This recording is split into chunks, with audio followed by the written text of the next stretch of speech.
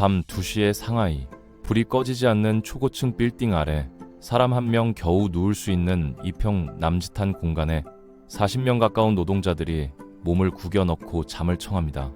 창문도 없는 방 안에는 눅눅한 공기와 땀 냄새가 가득하고 누군가는 내일 공장으로 출근하기 위해 바닥에서 컵라면으로 끼니를 때우고 있죠. 그런데 불과 몇 킬로미터 떨어진 곳에서는 하룻밤 술값으로 수천만 원이 오가고 한 대에 5억 원이 넘는 롤스로이스가 아무렇지 않게 계약됩니다. 어떤 사람은 하루 16시간을 일해도 월급 20만 원을 받지 못하는데 어떤 사람은 단 하루 만에 수백억 원을 벌어들이고 있는 나라. 아이러니하게도 이 나라는 스스로를 공산주의 국가라고 부릅니다.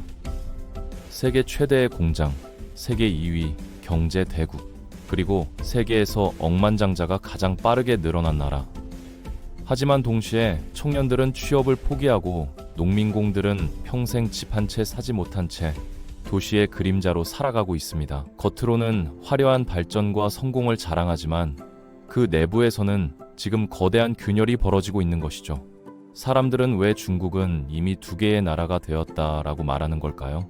오늘 영상에서는 초호화 도시 뒤편에 숨겨진 중국 빈민들의 현실, 중국식 자본주의가 만들어낸 충격적인 빈부격차, 그리고 이 거대한 불균형이 앞으로 중국 사회를 어떻게 뒤흔들게 될지 중국의 가장 위험한 민낯을 깊이 들여다보겠습니다.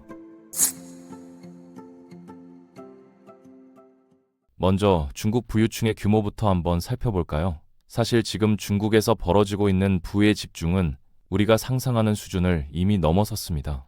세계적으로 부자 순위를 집계하는 기관은 크게 2곳이 있는데요.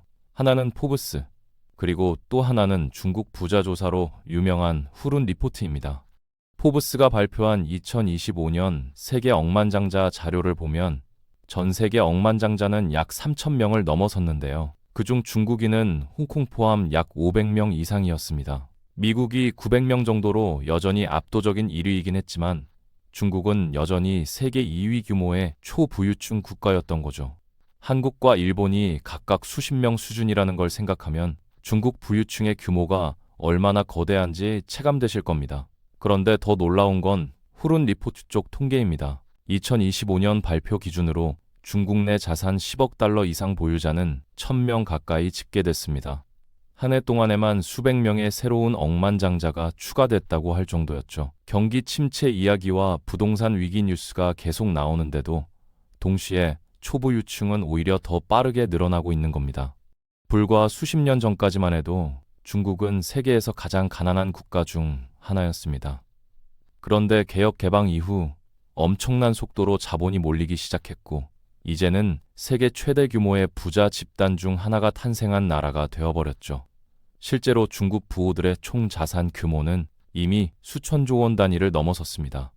그리고 이들의 소비는 우리가 흔히 떠올리는 부자의 수준을 훨씬 뛰어넘습니다. 중국 대도시의 초호화 백화점에서는 하루에도 수억 원짜리 시계와 보석이 거래되고 상하이와 선정 같은 도시에서는 롤스로이스, 벤틀리, 페라리가 거리에서 어렵지 않게 보일 정도라고 합니다. 특히 중국은 몇 년째 세계 최대 규모의 럭셔리 소비 시장 중 하나로 꼽히고 있는데요. 명품 브랜드 입장에서는 이제 중국 부자들을 놓치면 글로벌 시장 자체가 흔들릴 정도라는 말까지 나옵니다. 심지어 최근에는 중국 신흥 부유층 사이에서 폴로 같은 귀족 스포츠도 빠르게 확산되고 있다고 합니다. 말을 타고 공을 치는 바로 그 경기 말이죠. 원래는 유럽 왕족과 귀족 문화의 상징처럼 여겨졌던 스포츠인데 이제는 중국의 젊은 재벌들과 기업가들이 그 문화를 소비하고 있는 겁니다. 그런데 여기서 정말 놀라운 반전이 있습니다. 중국은 세계 최고 수준의 억만장자들을 쏟아내고 있는 나라지만 정작 평균적인 사람들의 삶은 우리가 생각하는 것보다 훨씬 팍팍하다는 겁니다. 중국의 1인당 GDP는 2025년 기준 약 14,000달러 수준인데요. 한국의 3분의 1 정도 수준에 불과합니다. 즉, 평균적인 중국인들은 아직 선진국 수준의 삶과는 거리가 있는데 동시에 최상위 부자들은 세계 최고 수준의 부를 누리고 있다는 이야기입니다. 그리고 이런 구조가 의미하는 건 결국 극소수에게 막대한 부가 집중된 만큼 그 반대편에는 엄청난 규모의 저소득층과 빈곤층도 존재하고 있다는 겁니다. 한쪽에서는 억대 스포츠카와 귀족 스포츠가 일상이 되어버렸는데 다른 한쪽에서는 월세를 감당하지 못해 창문도 없는 좁은 방 안에서 여러 명이 함께 살아가고 있습니다. 지금 중국에서는 이런 극단적인 풍경이 동시에 펼쳐지고 있는 거죠. 실제로 얼마 전 중국 언론과 해외 매체에서 굉장히 충격적인 사례가 보도된 적이 있습니다. 상하이에 있는 한 아파트였는데요. 겨우 2평 남짓한 공간에서 무려 40명 넘는 사람들이 함께 생활하고 있었다고 합니다. 처음 이 이야기가 공개됐을 때 많은 사람들이 이게 정말 가능한 일이냐? 라고 반응했을 정도였죠. 사람 한 명 겨우 누울 공간에 2층 침대를 빽빽하게 쌓아 올리고 교대로 잠을 자며 생활했다고 합니다. 결국 당국 단속에 적발되면서 세상에 알려졌는데요. 해외 언론에서도 이 사건을 집중적으로 다뤘습니다. 그런데 더 충격적인 건 이런 일이 단순한 특이 사례가 아니라는 겁니다. 중국 대도시에서는 지금도 수많은 사람들이 비슷한 환경에서 살아가고 있습니다. 이유는 단순합니다. 도시에서 살 집이 절대적으로 부족하기 때문이죠. 상하이와 장쑤성 일대만 해도 수백만 명 규모의 농민공들이 도시로 몰려와 일하고 있는데 정작 이 사람들이 들어갈 수 있는 저가 임대주택은 턱없이 부족합니다. 결국 월세를 감당하지 못한 노동자들은 불법 개조 건물이나 쪽방으로 몰릴 수밖에 없는 겁니다. 베이징 상황은 더 기괴합니다. 혹시 생쥐족이라는 말 들어보셨나요? 말 그대로 지하에서 살아가는 사람들을 뜻하는 표현입니다. 원래 이 공간들은 마오쩌둥 시절 핵전쟁에 대비해 만들어 놓은 지하 방공호였다고 하는데요. 지금은 그 축축하고 어두운 공간에 사람들이 실제로 거주하고 있습니다. 햇빛도 들어오지 않고 환기도 제대로 안 되는 곳에서 말이죠. 곰팡이 냄새가 가득한 지하 통로 옆에 침대를 놓고 생활하는 겁니다. 지금도 베이징에서는 수십만 명 규모의 사람들이 이런 반지하 지하 공간에서 살아가는 것으로 추정됩니다. 지상에서는 더 이상 버틸 수 없어서 결국 땅 밑으로 내려간 사람들이죠. 그리고 중국에는 이런 표현들이 계속 생겨났습니다. 생쥐족, 개미족, 달팽이족. 이름은 다르지만 의미는 비슷합니다. 좁고 열악한 공간에 갇혀 살아가는 도시 빈민층을 가리키는 말들이죠. 화려한 초고층 빌딩 숲 아래에서 누군가는 창문도 없는 방 한 칸을 구하지 못해 지하와 쪽방을 떠돌고 있는 겁니다. 그런데 여기서 가장 아이러니한 장면이 등장합니다. 중국에는 사람이 살지 않는 빈집도 엄청나게 많다는 겁니다. 최근까지도 중국 부동산 시장에서는 수천만 채 규모의 미분양 공실 문제가 계속 거론되고 있는데요. 실제로 일부 신도시에서는 밤이 되면 불이 켜진 집보다 꺼진 집이 더 많달까는 말까지 나옵니다. 한쪽에서는 수십 명이 2평짜리 방에 몰려 살고 있는데 다른 한쪽에서는 아무도 살지 않는 아파트 단지들이 유령 도시처럼 남아있는 거죠. 수많은 사람들이 지하 방공호와 쪽방에서 살아가는데 동시에 엄청난 수의 집들은 텅 빈 채 방치돼 있는 나라. 이게 지금 중국의 현실입니다. 2021년 2월 시진핑 주석은 전국 빈곤 퇴치 표창 대회에서 굉장히 상징적인 선언을 합니다. 중국이 절대 빈곤 문제를 역사적으로 해결했다는 발표였죠. 중국 정부는 수억 명을 빈곤에서 탈출시켰다고 강조했고, 실제로 중국 경제가 엄청난 성장을 이뤄낸 것도 사실입니다. 하지만 문제는 그 이후였습니다. 공식적으로는 빈곤이 사라졌다고 선언했는데 정작 도시의 현실은 전혀 다른 모습이었기 때문이죠. 화려한 초고층 빌딩 뒤편에서는 여전히 수많은 사람들이 지하 방공호와 쪽방을 전전하고 있었고 그 중심에는 바로 농민공들이 있었습니다. 농촌에서 도시로 올라와 공장과 건설 현장, 배달업과 서비스업을 떠받치는 사람들 말이죠. 지금 중국 도시 경제를 실제로 움직이는 핵심 노동력이지만 아이러니하게도 이들은 도시의 정식 시민으로 인정받지 못하는 경우가 많습니다.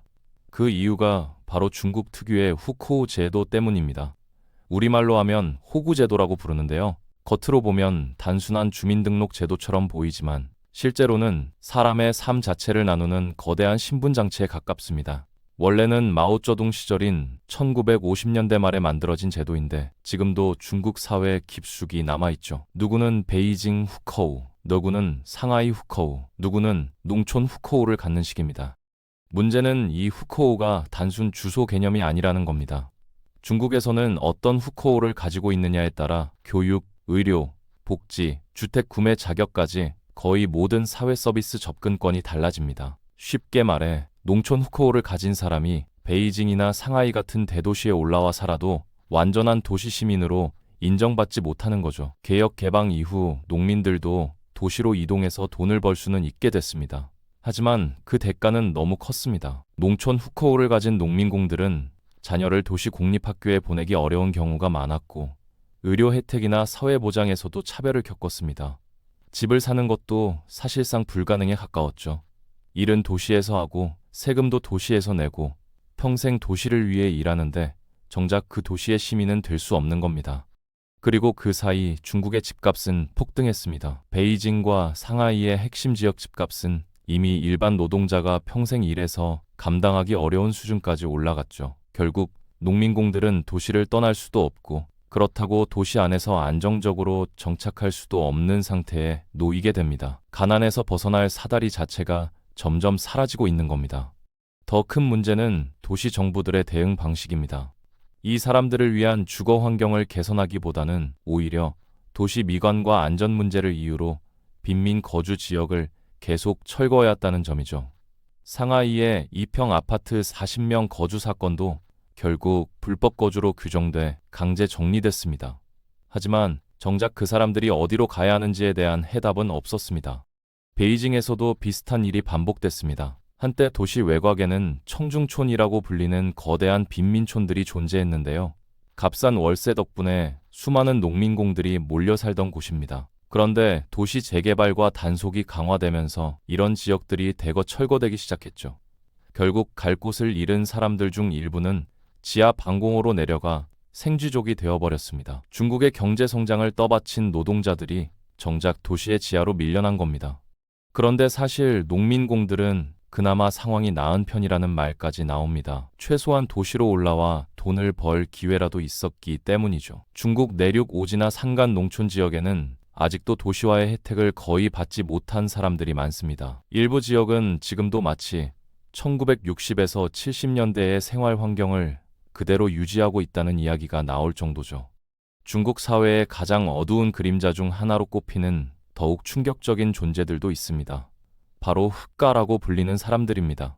말 그대로 국가 시스템에 등록되지 못한 사람들, 법적으로 존재하지 않는 사람들을 뜻하죠. 중국 일부 지역에서는 과거 운하나 항구 주변에서 신분 없이 떠돌며 막노동이나 허드렛 일을 하는 사람들을 어렵지 않게 볼 수 있었다고 합니다. 문제는 이들 가운데 상당수가 정식 호적 자체가 없는 사람들이었다는 점입니다. 호적이 없다는 건 단순히 주민등록이 없는 수준이 아닙니다. 학교 교육, 의료 서비스, 취업, 주거 계약 같은 기본적인 사회 시스템에 정상적으로 접근하기 어렵다는 뜻이죠. 말 그대로 사회 바깥에 밀려난 사람들인 겁니다. 이런 현상의 배경에는 과거 중국의 한 자녀 정책이 있었습니다. 당시에는 둘째나 셋째를 낳을 경우 막대한 벌금과 각종 불이익이 뒤따랐는데요. 그러다 보니 일부 가정에서는 아이 출생 자체를 숨기거나 신고하지 않는 일들이 벌어졌습니다. 특히 남아 선호 사상이 강했던 시기에는 딸아이들이 호적 밖으로 밀려나는 경우도 적지 않았다고 합니다. 정확한 규모를 파악하는 건 어렵지만 한때 중국 내부와 해외 연구기관에서는 이런 비등록 인구가 수백만 명에서 1000만 명 이상에 이를 수 있다는 추정까지 내놓게 됐습니다. 존재하지만 존재하지 않는 사람들. 중국의 초고속 성장 뒤편에는 이런 그림자 같은 계층도 함께 존재하고 있었던 겁니다. 그리고 이런 중국의 현실을 가장 충격적으로 드러낸 인물이 바로 리커창 전 총리였습니다. 시진핑 주석과는 상당히 다른 스타일의 정치인이었죠. 비교적 실무형이고 현실 경제를 솔직하게 이야기하는 인물로 알려져 있었습니다. 2020년 전국인민대표대회 직후 기자회견에서 리커창 총리는 굉장히 파격적인 발언을 합니다. 중국에는 월 소득 1000위안도 안 되는 사람이 약 6억 명에 달한다고 말한 겁니다. 당시 환율 기준으로 계산하면 한 달에 17에서 18만 원 정도 수준이었죠. 다시 말해 중국 인구의 절반 가까이가 월 20만 원도 안 되는 돈으로 살아가고 있다는 이야기였습니다. 세계 최고 수준의 부자들이 넘쳐나는 나라에서 동시에 수억 명이 극도로 낮은 소득에 머물러 있다는 사실이 공개된 겁니다. 당시 중국 내부에서도 엄청난 파장이 일어났죠.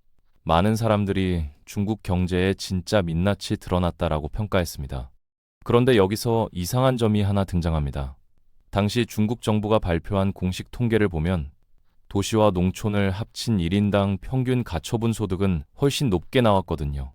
연간 수만 위안 수준이었고 월 기준으로 환산하면 리커창 총리가 언급한 수치보다 훨씬 많았습니다. 그렇다면 도대체 어느 쪽이 진실에 가까웠던 걸까요? 여기서 많은 사람들이 떠올린 게 바로 리커창 지수였습니다. 리커창 총리는 과거에도 중국 정부의 공식 GDP 통계를 그대로 믿기 어렵다고 말한 적이 있었는데요. 대신 중국 경제의 실제 흐름을 보려면 철도 물동량, 전력 사용량, 은행 대출 증가율 같은 현실 지표를 봐야 한다고 이야기했습니다. 공장에서 물건 생산이 늘어나면 전기를 더 쓰게 되고 물류가 활발하면 철도 화물량이 증가하며 경제가 살아나면 대출도 늘어난다는 논리였죠. 이 세 가지를 묶어서 지금도 리커창 지수라고 부릅니다. 그러니까 리커창 전 총리의 발언은 단순 실수가 아니라 중국 경제 통계의 허상을 우회적으로 드러낸 것 아니냐는 해석이 나온 겁니다. 공식 숫자만 보면 중국은 이미 선진국 문턱까지 올라온 것처럼 보이지만 실제 서민들의 삶은 전혀 다를 수 있다는 이야기였죠. 그리고 설령 중국 정부의 공식 통계를 그대로 받아들인다 해도 리커창의 말은 충분히 현실적일 수 있습니다. 평균 소득이라는 건 극소수 부자들의 소득이 끌어올리는 착시 효과가 굉장히 크기 때문입니다. 상위층이 천문학적인 돈을 벌어들이면 평균은 올라가지만 실제 대다수 서민들의 삶은 거의 변하지 않을 수도 있는 거죠. 특히 농촌 지역은 지금도 도시와 비교하기 어려울 정도로 소득 격차가 큽니다. 실제로 최근 기준으로도 중국에서 가장 부유한 지역인 상하이와 가장 가난한 내륙 지역 사이의 소득 격차는 엄청납니다. 상하이 같은 대도시는 1인당 가처분 소득이 이미 한국 중산층 수준에 가까워졌지만 일부 서부 내륙 지역은 그 절반 이하 수준에 머무는 곳도 많습니다. 같은 나라 안에서 사실상 전혀 다른 경제권이 공존하고 있는 셈이죠. 결국 지금의 중국은 세계 최고 수준의 초부유층과 거대한 규모의 저소득층이 동시에 존재하는 나라입니다. 상하이 초고층 빌딩 꼭대기에서는 억대 와인이 열리고 있는데 몇천 킬로미터 떨어진 농촌에서는 아직도 월 몇십만 원으로 한 가족이 살아가고 있는 겁니다. 그리고 그 간극은 시간이 지나도 쉽게 줄어들지 않고 있습니다. 그렇다면 우리나라는 어떨까요? 우리는 흔히 한국도 지역 격차가 심각하다, 지방이 무너지고 있다라는 말을 정말 많이 듣습니다. 그런데 실제 통계를 들여다보면 중국과는 상황이 완전히 다릅니다. 최근 통계청 자료를 보면 지역별 개인 소득이 가장 높은 곳은 여전히 서울권입니다. 반면 가장 낮은 지역과 비교해도 격차는 중국처럼 압도적인 수준이 아닙니다. 상위 지역과 하위 지역의 차이가 대략 20% 안팎 수준이라는 분석이 많죠. 다시 말해 한국은 지역마다 차이가 존재하긴 하지만 중국처럼 완전히 다른 세계 수준의 격차는 아니라는 겁니다. 중국은 지역에 따라 소득 수준이 두세 배 가까이 벌어지는 경우도 적지 않습니다.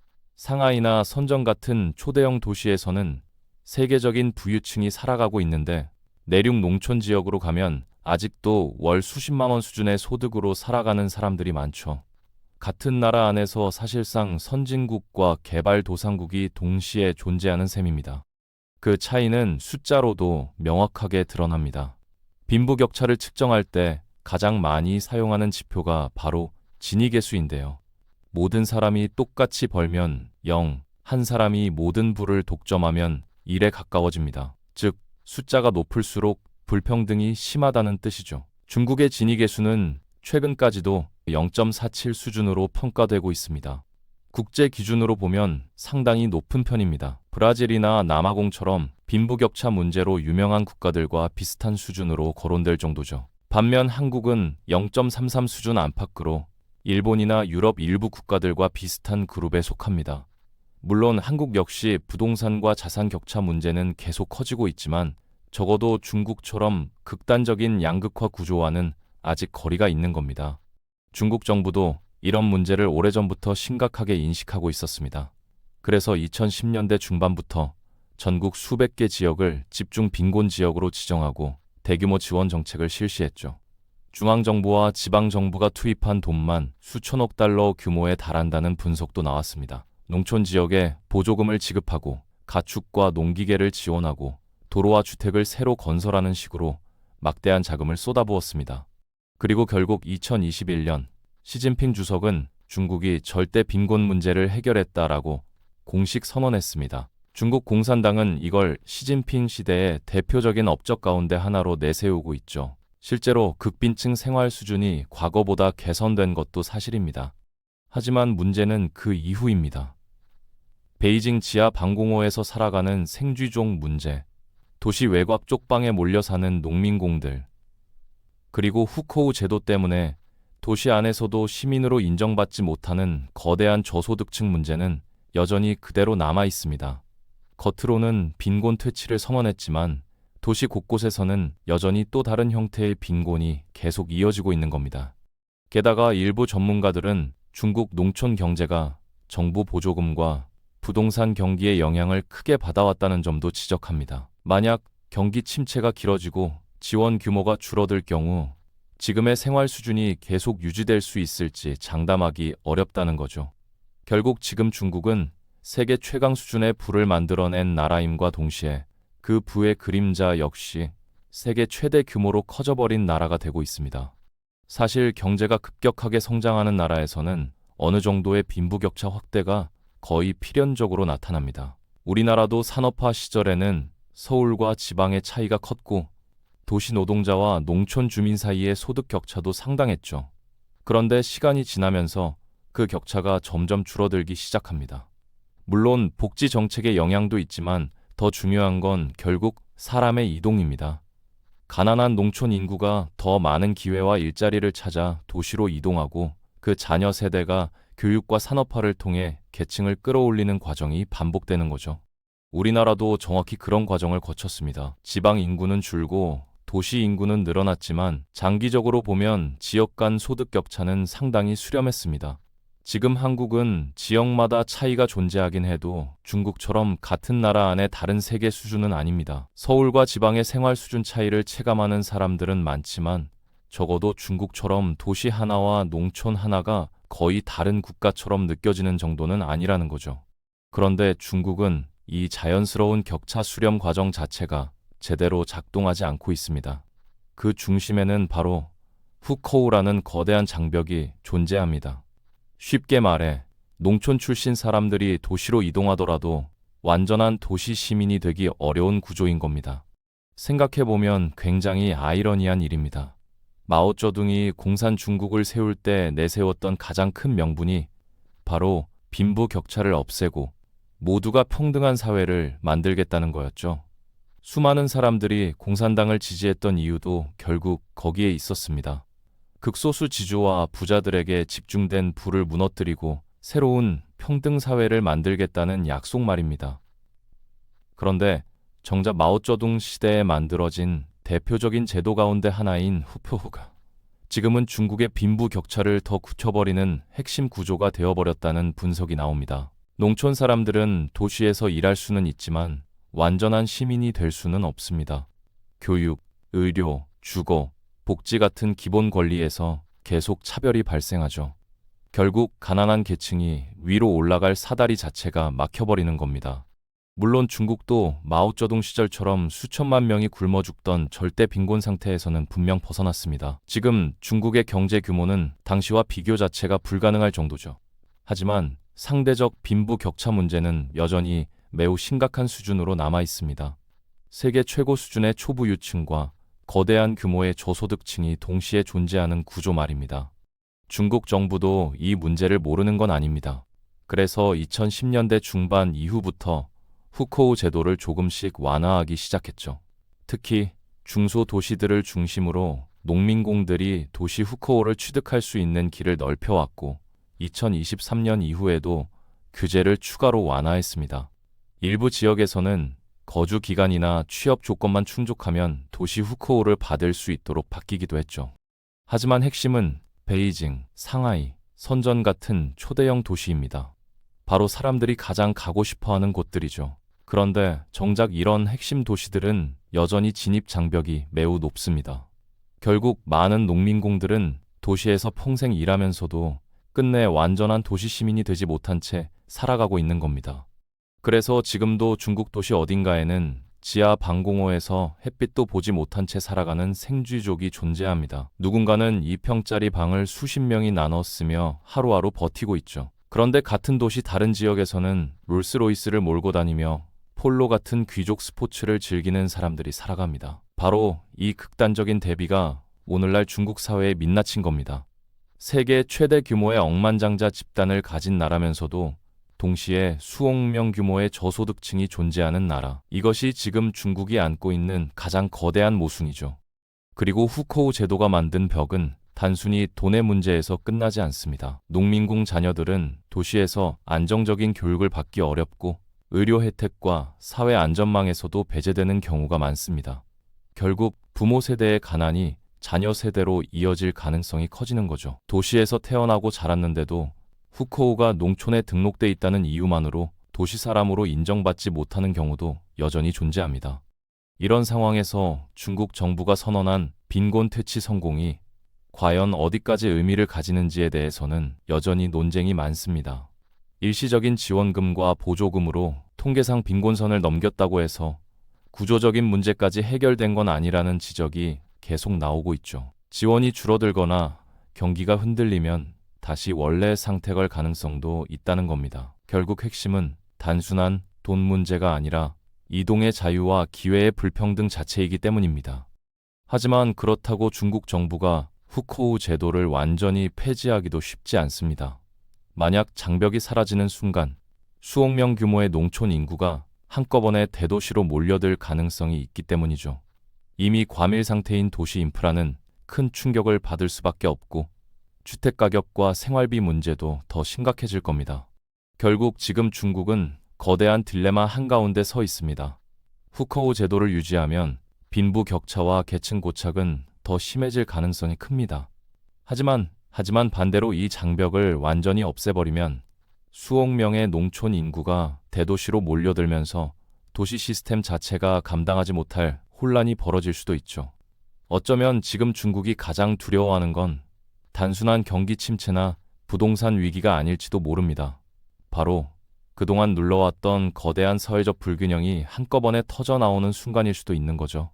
지금 이 순간에도 베이징 어딘가의 지하 방공호에서는 햇빛 한 번 보지 못한 채 살아가는 사람들이 있습니다.